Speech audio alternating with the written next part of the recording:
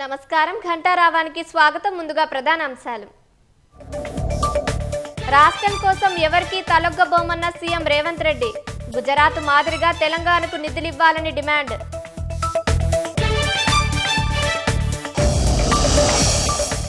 కాసేపట్లో కొత్తగూడెం చేరుకోనున్న ముఖ్యమంత్రి.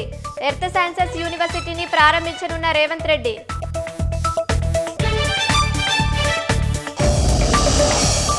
ప్రాంతీయ విద్వేషాలు రెచ్చగొట్టేలా పవన్ మాట్లాడారన్న కోమటిరెడ్డి. క్షమాపణ చెప్పకుంటే పవన్ స్టార్ సినిమాలు ఆడనివ్వబోమని హెచ్చరిక. సంచార్ సాథీ యాప్ డిఫాల్ట్ ఆప్షన్పై వెనక్కి తగ్గిన కేంద్రం. యూజర్లు డిలీట్ చేసుకునేలా వెసులుబాటు.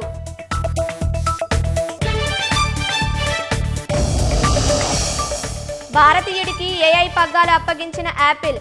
వైస్ ప్రెసిడెంట్గా అమర్ సుబ్రహ్మణ్యంకు బాధ్యతలు.